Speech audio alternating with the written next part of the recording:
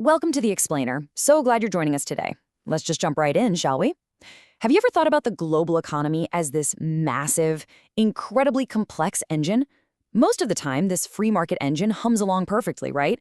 It allocates resources efficiently without anyone actually directing it. But occasionally, that engine misfires. It stutters, it leaves people behind, or it just creates huge messes.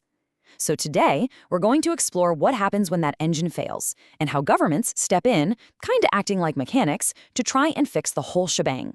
To really understand why this matters, we've got to look at the real-world stakes. What you're seeing here isn't just a foggy morning. This is the suffocating autumn smog in New Delhi, India.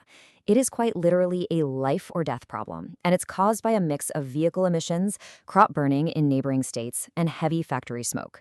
Now, the free market produced those cars, the factories, and the crops, which, hey, is great for economic growth. But the market completely failed to account for the cost of breathing. It's a textbook example of the dark side of an unchecked market. So I want to pose a question directly to you. Put on your economic problem solver hat for a second. What can actually be done about New Delhi's air quality? Should the government just step in and ban all vehicles over 15 years old? Should they ration road use based on odd and even license plates? Or, I don't know, maybe just provide free face masks to all residents? The answers aren't easy at all, and every single choice has a massive economic ripple effect. Here's our roadmap for this explainer. 1. When free markets fail. 2. Taxing and regulating externalities. 3. Subsidizing positive externalities. 4. The power of nudges. And 5. The government failure complication. Okay, let's kick things off with part 1, when free markets fail. To start, we absolutely have to wrap our heads around these two terms. A market failure happens when the free market mechanism just fails to allocate resources efficiently. Simple enough, right? But the most common cause of this? Externalities. You can think of externalities as spillover effects. For example, when a factory produces cheap goods, the buyer and the seller are thrilled. But if that factory dumps chemicals into a local river to keep costs down, the people living downstream suffer the cost of that pollution, even though they literally had zero to do with the transaction. They are experiencing what we call a negative externality.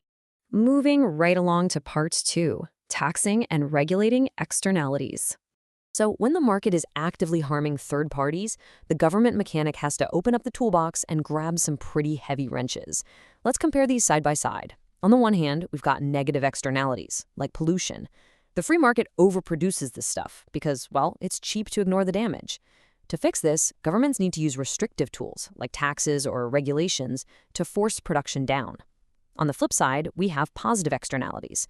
These are things like healthcare or education that benefit society as a whole. The free market actually underproduces these, so governments have to step in with subsidies to encourage more of it. Basically, different problems require fundamentally different tools. Let's focus on the traditional sticks used to punish bad economic behavior. First up, governments can use indirect taxes, often called green taxes, making it straight up more expensive for firms to pollute.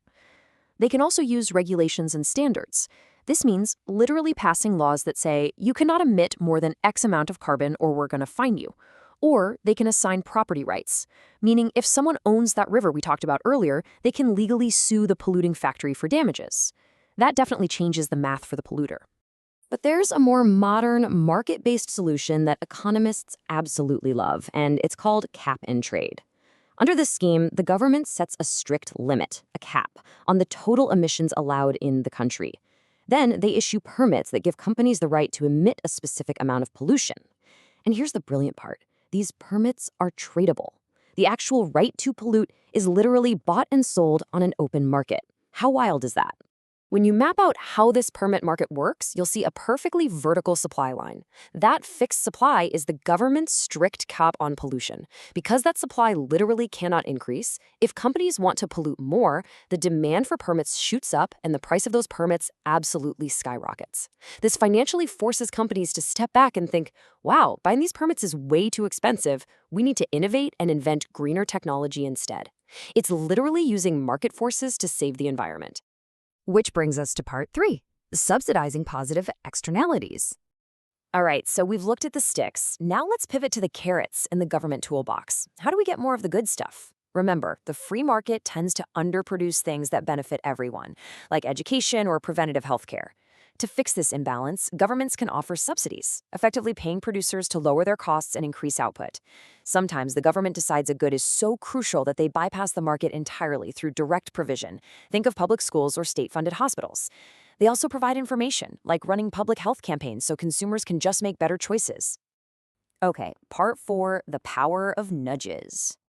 But what if you don't want to use heavy taxes or massive subsidies? What if you want to subtly guide people instead? Well, that brings us to behavioral insights. A brilliant example of this in action is a set of stairs in Malmö, Sweden, where they painted a cycle channel right onto the steps. They aren't banning cars, they aren't taxing drivers. They are simply making an alternative transport method look accessible, normal, and frankly, kind of fun. It organically shifts behavior without forcing anyone's hand. This is the core of nudge theory. Instead of outright bans or heavy taxes, which, let's be real, voters usually hate, you kind of trick the brain into making socially desirable choices. You can do this by making the better choice the default. Think about automatically enrolling people in organ donation programs unless they specifically opt out. Or you can leverage social norms by showing people that say 90% of your neighbors recycle, which subtly pressures them to join in. It's a cheap, incredibly effective way to correct market failures. And finally, part 5, the government failure complication. Now we arrive at the plot twist of our explainer. We've spent all this time looking at how governments fix markets. But what happens when the mechanic actually breaks the engine even more? This is known as government failure. It's when government intervention actually leads to a deeper misallocation of resources than if they had just done nothing at all. Yeah, even with the absolute best intentions, public policy can go terribly wrong. Let's look at the 3 primary reasons why this happens. First up, imperfect information. The harsh reality here is that governments are often just guessing. If they want to put a tax on carbon, exactly how much does 1 ton of carbon cost society? That is incredibly difficult to calculate. If the government guesses wrong and sets the tax too high, they might bankrupt vital industries. But if they set it too low, the pollution just continues. They rarely have perfect data to make perfect decisions. Second, we have unintended consequences. Economics is completely full of domino effects. If a government sets income taxes exceptionally high to redistribute wealth and create equality, they might accidentally disincentivize people from working hard, which leads to a drop in overall productivity.